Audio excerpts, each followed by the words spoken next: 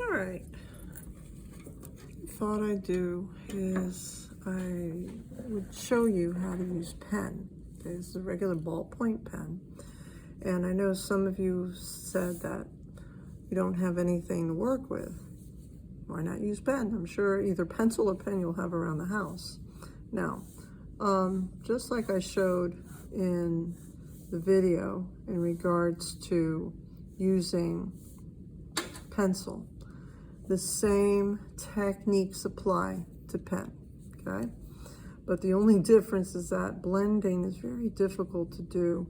With blending, you have to come in pretty much like hatching, and you do this light to dark thing with the hatching, but you keep passing over it until the point where it starts to resemble something that looks like blending, okay? If I pass over it over and over again, it starts to lose its line quality, and it starts looking a little bit more like a value variation that you would get normally with, let's say, pencil. Like I said, I'm pressing down really light in order to get this value that I'm getting. Like I said, try to go from light to dark.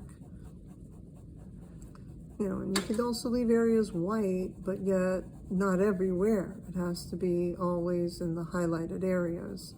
Right now, I'm passing back over it until I get a nice, deep, dark tone. And I could even come down to the point where I pretty much fill up that area. And if you remember, I talked about 9 values.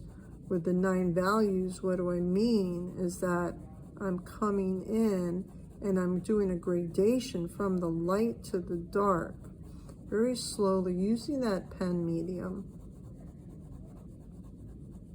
Using the pen medium, passing over it until, like I said, until it no longer resembles pen.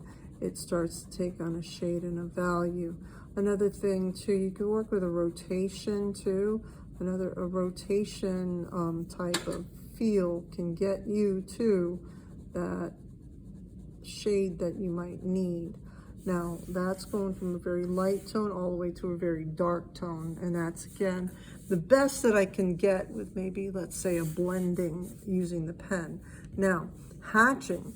Now, because I went ahead and I did my dark value here, I'm going to start with my light value, and here I'm going to go to dark, because you always want to show contrast in between. So now I'm going to come in with my hatching in one direction. Like I told you, I'm a little bit of a chaotic hatcher in the sense that I'm not too systematic with it.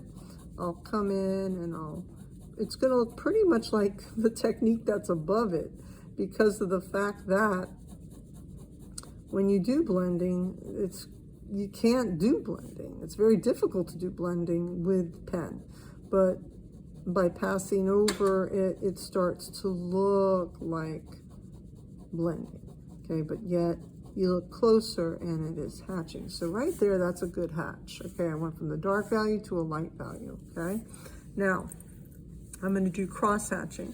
And just like I had recommended, when you do cross hatching, I would move the paper. And as I go down, remember, we're less cross hatching.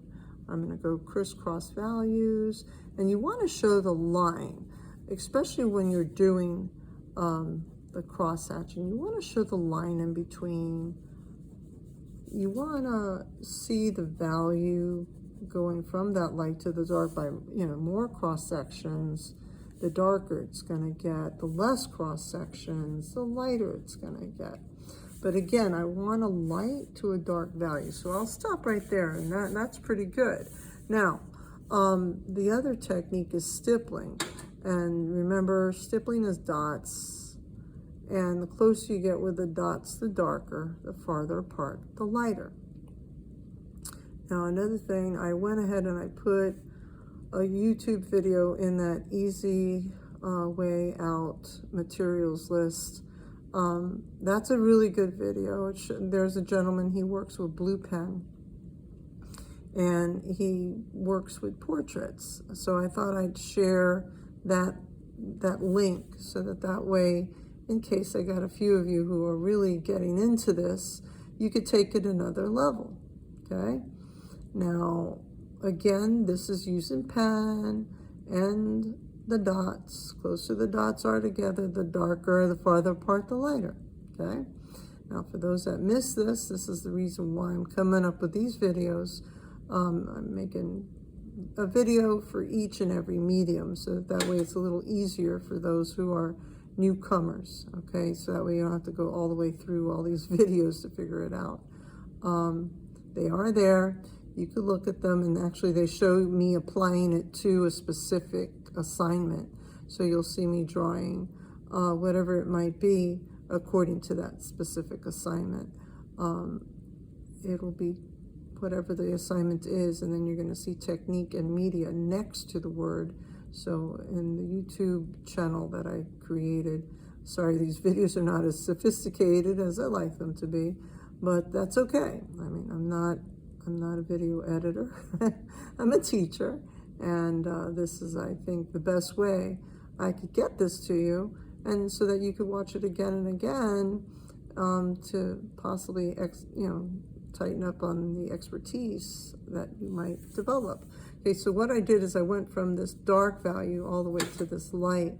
Now, when you vary your tone, like I said, value variation to many of you, I said vary your values, okay? What does that mean? You're going from the light to a dark value. Now, let me apply this to any shape right now, okay? Let's go ahead. Let's do it to this cylindrical form, okay? So here I have the cylindrical form, and I'll go ahead and I'll start off with that hatching, and I'll keep going over it. As you guys know already, I'm a little bit of a chaotic hatcher. I keep going over it over and over and over until I get the value that I want. Now, the light in this case is coming in from the right-hand side. So I'm going to keep working with my particular technique. In this case, I'm using like a crosshatch. Keep passing over it. And this area here, I'm going to come in a little bit darker here. So I got two differences of shades here, and I got what we call contrast in between, okay?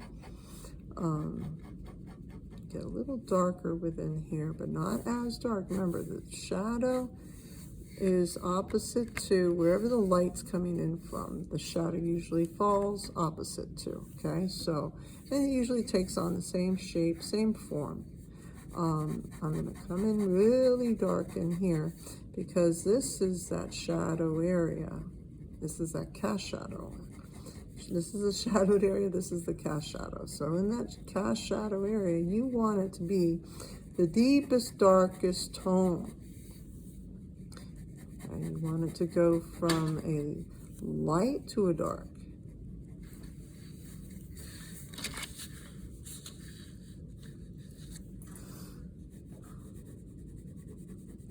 So keep passing over it. Like I said, I'm using cross-hatching.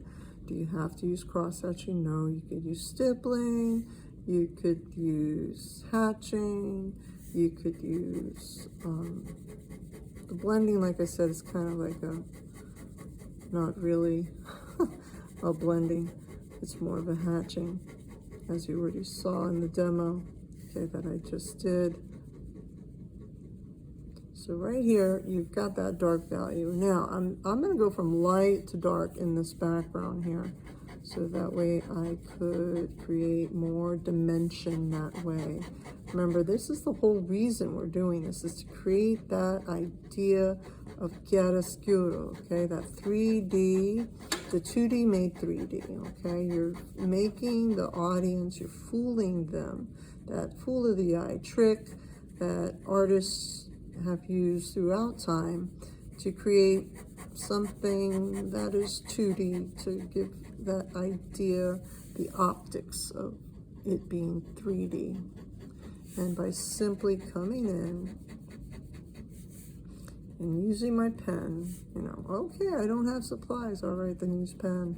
Okay, no excuses, all right, no excuses. I know we're in a pandemic, and I know that many of you, you know, don't have supplies and don't have money, and yeah, I don't want you going out there going crazy buying things unless you can. If you can, then go ahead and buy it. Buy a set. Buy a set of pencils, buy a set of charcoal, whatever the case might be. Pencil's enough, pen is enough for my class, okay? But as long as you're doing it right, okay? That's the reason why I'm doing these videos, so that way you guys get it. Okay, you're now in high school, you're not in elementary anymore. We stop using crayons at a certain time. If you're using crayons, I understand. Okay, then show me what you can do with crayon. Then I want to see my analogous colors, my complementary colors. We'll talk about that in the next video. Right now we're dealing just with pen. So right now I've come in to this area here, really dark. Right, this is my darkened area where the light is absent. And then on this side, the light is a little bit lighter in that area. I'm going to make it really pitch black dark. And then here, I'm just going to hit just a little bit of value right up in here, so that that reflective light that we created. Remember, reflective light is the light that bounces from the surface of which the object rests down to back up to the object. Okay, so now what I've done is I've created this cylinder, and remember, I basically kept this light, and that's okay, because that's that area that's bathed with light. This is the area on the object going from light to dark, and this is that cast shadow, and this is that area of contrast value, that deep dark recession. Like I said, going from a dark value all the way to a light value. Okay, and here you could open up the lines a bit more, because here's where the light comes in. So you want to try to make this as light as possible, not as dark. And you want it to wither away. All right, so right there, boom, that is your composition, let's say. Of course, it's quite small, but I basically did this video so that you could understand how to work with pen, okay? Using the blending, which is pretty much like the hatching, and then cross-hatching and stippling. I demonstrated here the cross-hatching, creating an object. Remember, thinking about light, thinking about value variation, okay, varying from that light to dark, so that way you have a turn of the object. Things that go back in space get dark, things that come out to you get light. You play that way. And you also think about the shadow, the cast shadow, which way is it going? Think about contrast in between, not just lines. We don't worry about it. You could barely see the line that I created, because the value defines the form, not the line. Okay, always the value defines the form, not the line. All right, I hope that this video helps my students working with pen. Thank you.